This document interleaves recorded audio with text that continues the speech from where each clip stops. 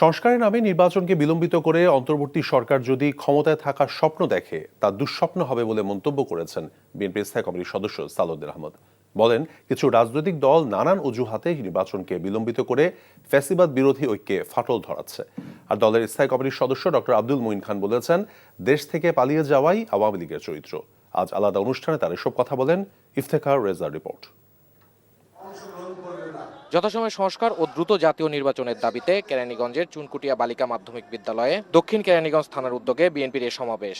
যথাসময়ে নির্বাচন দিবে এই প্রত্যাশা নিয়ে আমরা ধৈর্য ধরে রাখছি। সমাবেশে যোগ দিয়ে বিএনপির স্থায়ী কমিটির সদস্য সালাউদ্দিন আহমেদ বলেন, গণতন্ত্রের জন্য লড়াই করা ফ্যাসিবাদ বিরোধী শক্তিগুলো নানা অজুহাতে নির্বাচনকে বিলম্বিত করে নিজেদের মধ্যে বিভেদ সৃষ্টি করছে।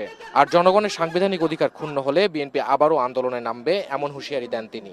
জনগণের গণতান্ত্রিক অধিকার, জনগণের সাংবিধানিক অধিকার, সেই অধিকার প্রতিষ্ঠার জন্য আবারও যদি আমাদেরকে সংগ্রাম করতে হয় তাহলে আমরা আবার সংগ্রাম করব।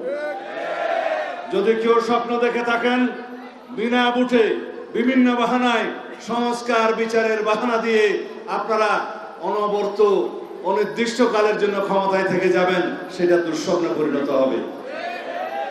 বিভিন্ন রকমের কথা শুনে সংস্কার হচ্ছে একটি চলমান প্রক্রিয়া।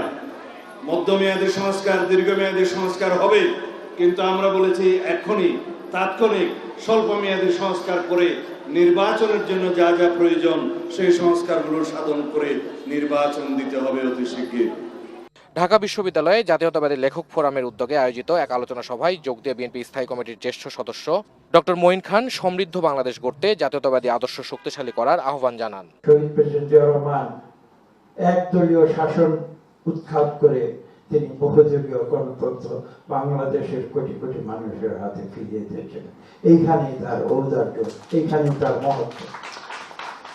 এ কারণে কিন্তু আমরা বলি যে শহীদ প্রেসিডেন্ট জিয়া রহমান একজন সৈনিক থেকে একজন রাষ্ট্রনায়কে নিজেকে পরিণত করেছেন। এ সময় মঈন খান সমস্ত জাতিকে ঐক্যবদ্ধ থাকার আহ্বান জানিয়ে বলেন, গণতন্ত্রের মধ্যে বিভেদ সৃষ্টি করে এমন ঐক্য যেন তৈরি না হয়, সেদিকে সকলকে সজাগ দৃষ্টি রাখতে হবে। Iftekhar Reza, NTV news, Keraniganj, Dhaka. Bundle থাকলে প্রতি সেনমানিতে টাকা বাঁচবে। বিকাশ সেনমানি বান্ডেল কিনে জিতুন প্রতি লেনদেনে।